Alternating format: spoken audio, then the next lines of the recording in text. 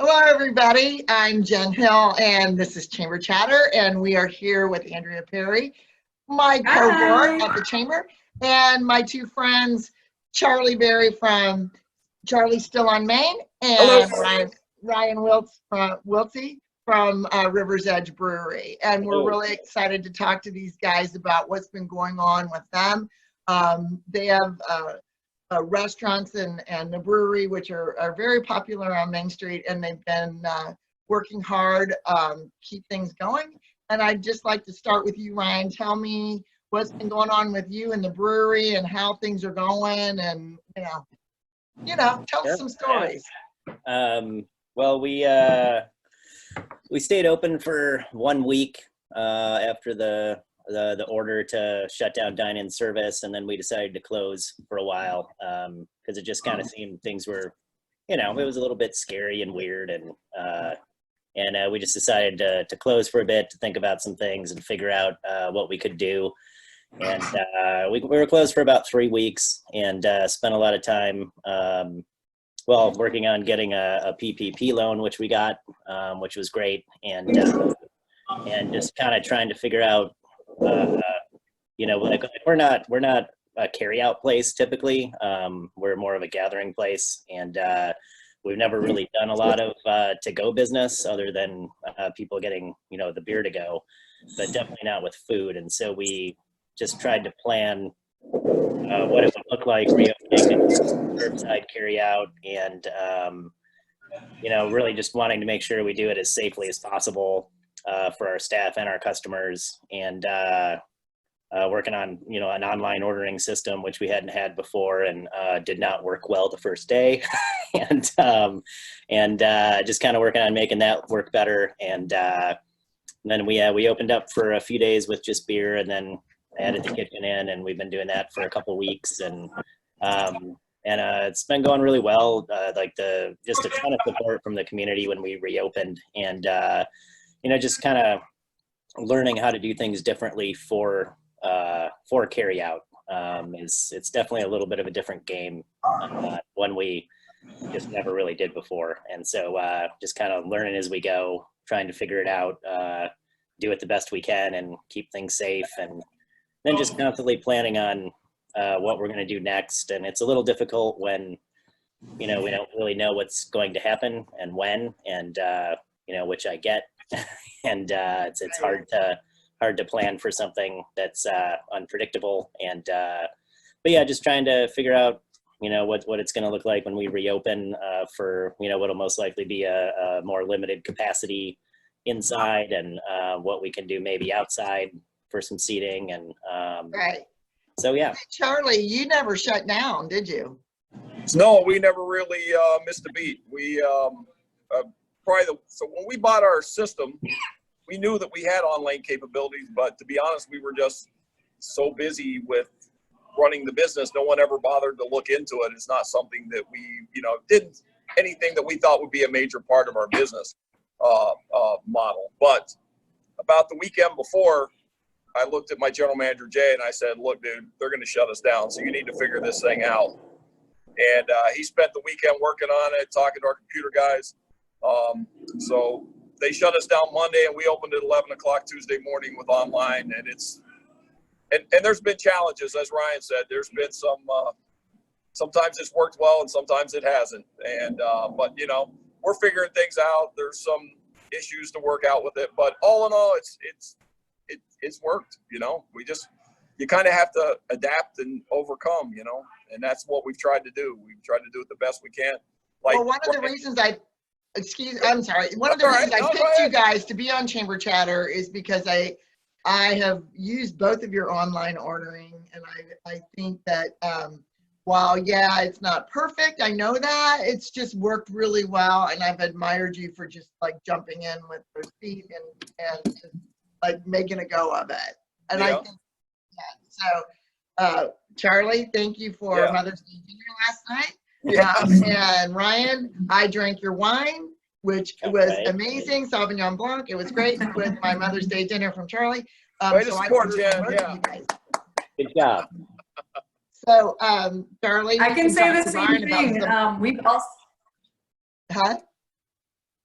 We've also gotten takeout from both Ryan every week and Charlie's every week. My husband teaches at Michigan Rock School, and John Kazicki just, bought the staff a meal from You Charlie's. did, yes, absolutely. You guys man. are just, you're Great guy. rocking it out. It's pretty awesome. So thank you. Appreciate that. That's great. Yeah, thank you. Yeah, The roll of toilet paper was a nice touch. yes, yes. Well, the whole town's been very supportive. I mean, from day one, people were calling, asking if we were okay, what they could do for us. We've had such an outpouring from the whole community of just, we want you to be here. We want you to make it. What can we do? It's overwhelming, the things people have done, and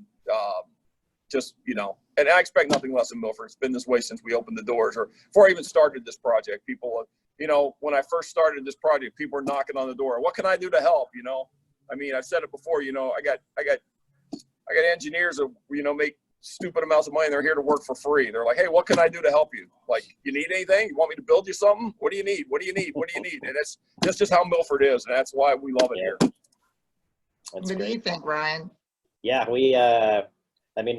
we closed down and I was getting just deluged with emails and, Facebook messages about, how can we help? And, just people concerned what these closures were going to do for, some of their favorite businesses in town. And just the concern that, we would still be here when this was over was really, really something. And just everyone, how can I just buy gift cards, or is there anything, I can buy to help and while you're closed? And it was really something, just every day, just messages. And it was very, very cool. And it's really going to be something when we can all kind of hang out again. I think Yes, it will. It's going to be something.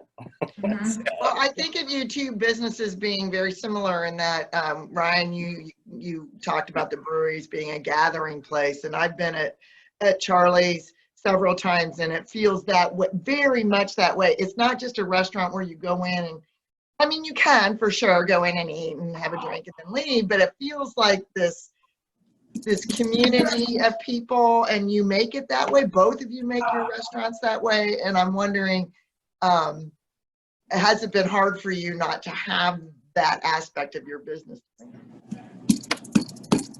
Yeah, Yeah. I mean, that's, it's really what we do, and why we were here in the first place was to have a place to bring people together over good beer and community and a, just welcoming atmosphere.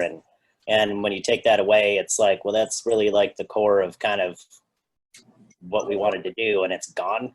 and so, it's strange. It's very strange. And I think with your point about Charlie's, and I think I totally agree. It's the same sort of atmosphere. Lots of regulars, people in there all the time hanging out. And when myself or my staff go in there, like, we know half the customers in Charlie's because they're our customers, and it's fun to see them and have a drink with them there. And It's funny that you say that, because for the last, I think, would it be 6 now Mother's Days, I've gone and had a beer at River's Edge on the patio, and yesterday I was not able to do that. And Oh, you could have probably snuck up It's after like, those and my husband's like, I'll just drive you to the parking lot and you can have a drink. There you go. perfect. Perfect. So I can't wait for you both to reopen for sure. for sure. Trust me, we can't wait either. Yeah. So what do you think going through this whole shutdown and adapting and being, very versatile, what do you think you're going to take into your businesses when things do start to open up? Well, I think. Oh, go ahead. Right. Well, I think carryout's going to be a big part of it. I think when we come back, we're going to come back with some limited, probably a major limited capacity.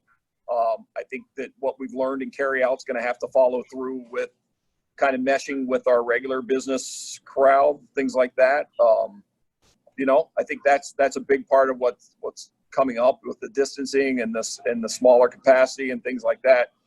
Yeah, we don't know. Like I said, it changes every day. So who knows what's gonna, when they're gonna say we can do something or can't do something. But I think the carryout's going to be a big part of our business for a very long time. I think a lot of people are maybe not going to want to come into an establishment like this, and they're going to want to stay with carryout. And then there's the people that can't wait to get back in here. So you're going to have all different factions of people that want to do different things. So I think the carryout, like I said, we're still dialing in the carryout. We're still working on it. We're still trying to perfect it, but I think it's going to be a big part of us as we go forward. Yeah. Ryan, what do you think?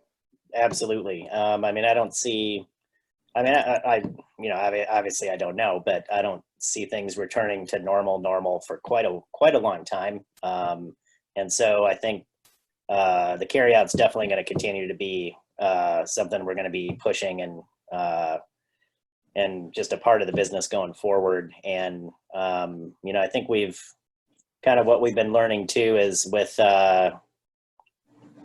during this time and running a kind of a smaller staff and kind of trying to be as efficient as possible as well is just kind of learning like what, looking at like our food menu and even beer selection and stuff and what, where can we pare some things down and just do a better job with some fewer things. And maybe there was, just some fat in what we were doing that we could cut out that I think will just make us better coming out of this going forward with, just managing costs and just efficiencies. And so it is amazing when you have like a shift this big in what you're doing, like how much you learn. And like, it's almost like starting over in a way, like and doing a whole new business. So we're definitely learning a lot that it will help in the future. So yeah, it's fun. Yeah. Yeah. Well, I can tell you at the chamber, we've learned a lot too. And, we'll be using Zoom. We will be, yes, we will be. We use it all the time. Now, Charlie, you know how to do it. Yeah, it's my first Zoom meeting, so yes, I'm in the, welcome to the 21st century, huh? So here we go. Yeah. Next time he'll have all the crazy backgrounds going on. Right. At least I didn't turn myself into a potato and not be able to turn it off. So, That's true. so far, I consider this a win. Yes, absolutely.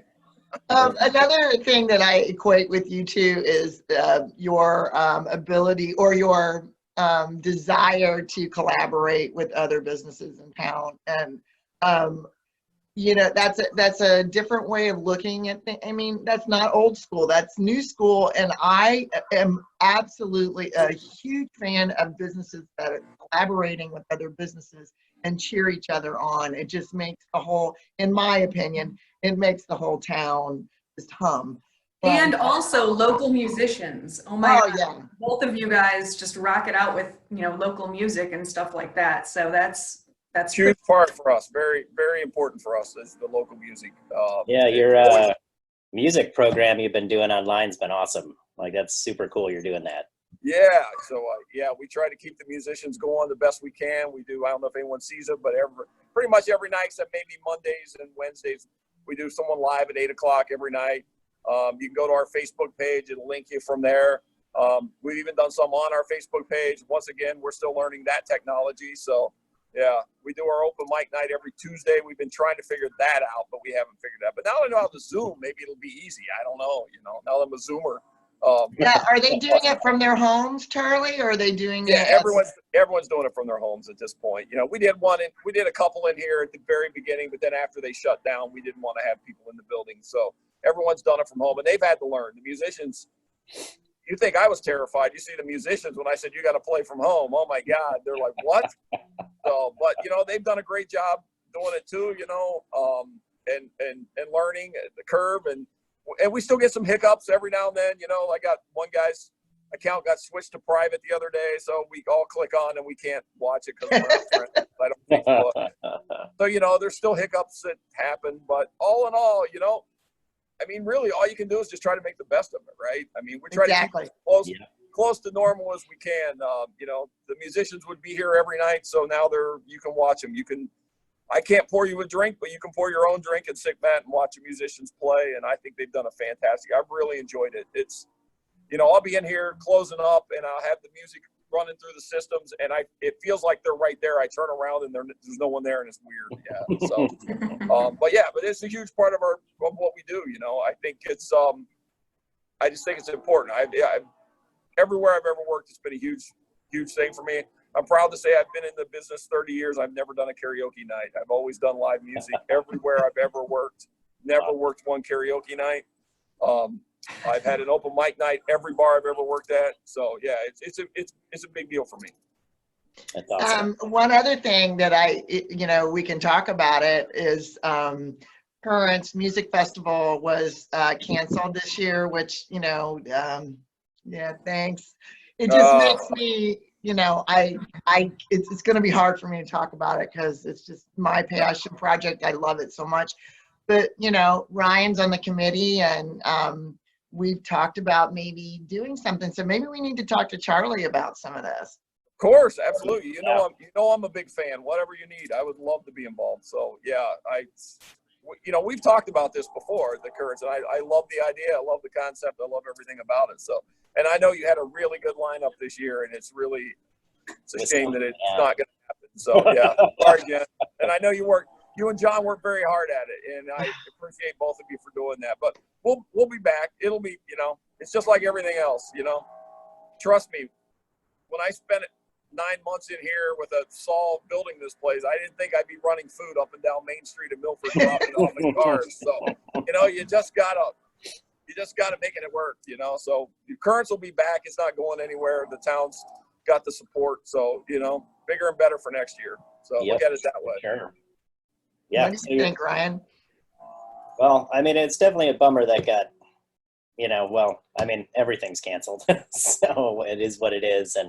But I was really excited about this year's. That was a heck of a lineup, and I really like the direction that it keeps going in, and it'll just be back, and it'll be awesome. So.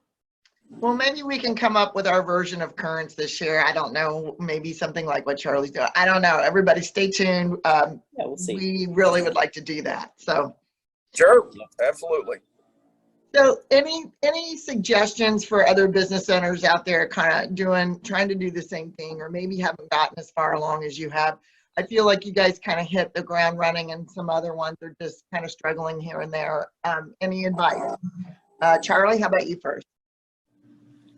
Be patient, because there's going to be hiccups. Things are going to go wrong. You just got to work through it. Like I said, you just got to keep a good attitude. The great thing is, like, once again, the people of Milford have been great. When we do have hiccups, everybody's understanding. I've tried to be the guy running food to cars every night. I'm out there pretty much 7 days a week running food to cars, talking to people, saying hi and everything. And people have been very understanding with everything. And when there is a problem, we try to fix it for next time so it doesn't happen again. But, as you start up, like Brian said earlier, it's a whole different business model. It's not what you're used to. It's not what we're used to. Like, we're not geared up to do, 200 carry-out meals on a night like yesterday happened. So yeah, it's different. But you know what? I also think it's important. I thought it was important for us to stay open for the community, to feed people. It's funny how the first 2 weeks, everyone was like, well, we're here to support you. We want you to make it. We want you to be here. We want you. By the third week, it's like, thank God you're open. I'm so sick of cooking food. I don't ever, so, it's been a little bit of both. So for anyone out there jumping into it now, the opportunity's there. I think people will support you. People will work with you. It's like we've all touched on. It's not going to be normal for a long time. So you kind of got to learn to roll with the punches. Ryan, what do you say? It's definitely, you got to be patient, and you have to just keep working at it. And like I said, there were just things like, with us not doing really hardly any carry out, I had to bring in carry out supplies that we usually don't have, and like the amount of things you don't think of that need to go then into a container, and then you have to get a container for it, and So there was just a lot of just figuring it out. We thought we had a plan. Okay, we're good. We planned this out, and then we open, and it's like, oops, and looks like we need this, and we need to set this up differently. And so you just got to be really adaptable and just keep working at it, and definitely don't give up. And it's and part of it too is just I know like Charlie's has a great staff, and I love our staff, and everyone really comes together, and it's just all about making it happen. And that's a big part of it too, and getting our staff involved in some of that planning to really help it go as smooth as it can. And I know especially Emily and Rudy, my taproom managers, they've really learned to hate our steps down to the parking lot. I think the other day Emily said You she have a had Fitbit? 33 flights of stairs in like 3 hours or something. But it was something. But yeah. Well, you talk about being just coming up with systems of how to do things. We would get beer, my family, we would buy growlers of beer, and we'd have like 4 or 5 growlers sitting in our kitchen. And finally, he's got this big bin out in the parking lot to drop off empty growlers. I was like, good, we don't have any place to store all these. Yeah, I buy a lot of beer from Riverside. That's been interesting because we didn't want to bring people's growlers in and clean and sanitize and fill them like to order, because it's just it takes a lot of time, and especially to do it properly and safely. And so we just started giving the growlers with purchases, and because I didn't want to charge several bucks to someone every time when we weren't filling their growlers. And then we went through so many first weekend. It was like we need a plan to get them back, and it's been working great. And we just a couple times a week kind of have a setup where we glove up and mask up and bring them in, and we have kind of an assembly line cleaning and sanitizing them all and storing them, and and so that's something new that we had to do. And if you could see our tap room right now, we have just it's just set up so differently, and tables everywhere with different stations of whether it's the wine. They become bottle. the storage rooms. Yeah. It's crazy. Yeah. It's really, Right. It looks terrible. It just looks like a big mess. But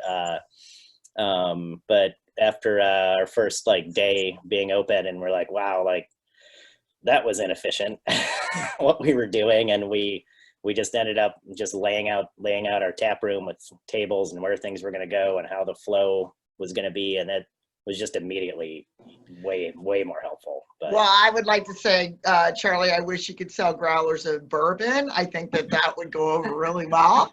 it's a lot. Yes. 21 Yeah, other states and- can, but we can thank our governor that we can't. So there you Well, go.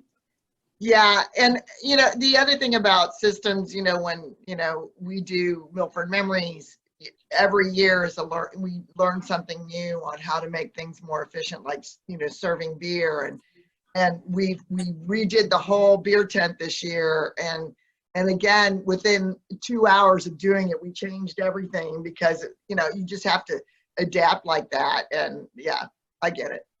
Yep, Well, you guys, that's how it works. any parting questions or thoughts or anything? Well, I mean, personally, I would just like to thank everybody in Milford, all the, everyone that's been so supportive of us, everyone that's made this work. My staff, when this whole thing went down, I kind of pulled them aside and I said, look, what do you guys want to do? I go, we can shut down, I'll be fine, or we can keep working, what do you guys want to do? And most of them said, we need to work. We want to keep working. I said, well, we'll try it. Let's try it, make it happen. As long as everyone's healthy and everything's fine, we'll do it. And if we can pull it off, we'll do it. And they pulled together, and they're the ones that wanted to be here, and they've done a great job. I'm proud of them. And like I said, and I can't say it enough. I know I've said it a dozen times already, but the whole town's just come together and just is everything they've done to help us out and keep us going. So yeah, I just want to say thank you to everybody, basically. Yeah, that would be my biggest reason to be here today, is say thank you. So, and to you guys and to the city, you know, you guys have bombarded my inbox with all kinds of suggestive things to help us out. So, and now I know how to work a Zoom meeting. So, you know, I've learned so much from this whole process. So, yes, but thank you. Thank you, everybody. That's awesome. Ryan? Yeah, I can't say enough about our community, and when, like, it's so cool to hear about, well, like our first day we opened with our kitchen, we had to stop taking orders, I don't know, like an hour and a half in or something, because it was too many. It was so many orders, and just seeing that across the board when some of the other restaurants start opening, and the same sort of thing happening, like everyone wants to support, you know, our local businesses, and just be hearing about, you know, everyone getting behind, you know, like when Smoke Street opened and stuff like that, and just basically overwhelming them with support is awesome. And that's what Milford does. And you know, we're definitely going to get through this, and probably all have a big party, I would guess. Absolutely. Absolutely. Yeah. One thing we really learned is that as a restaurant, you have X amount of tables, and that's all the orders that come in the kitchen. When the entire city can go online and order the exact same, it creates a problem. So yes, Yep. that was a big one to overcome. Yes, exactly. And I'm still not sure we've overcame it yet. So, but we're working on it daily. But yeah, when those unlimited amounts of orders all come through at the same time, oh yeah. Ask us. I know Smoke Street's had it. I know Ryan just said he had it. Yeah, we've all had that uh-oh minute, like, uh-oh, now what? So Yeah, you just don't have room for tickets anymore, and they're just kind of in the machine. Yes. Yep. Yeah. Yep. God bless them, man. Thank everyone for that, though. That's a problem I'll take every day of the week. Yep. Andrea, any parting words? Nothing from me. Okay, everyone, thank you so much for taking the time to share your wisdom and your thoughts. And I wholeheartedly agree about our community. The Huron Valley community is just an amazing place to be and live and work. And I know we're all feel the same way. So thanks very much, guys. And Thanks for having us. Thanks for having me. Yep. have a great day. See you guys. Guys. Bye. Bye-bye.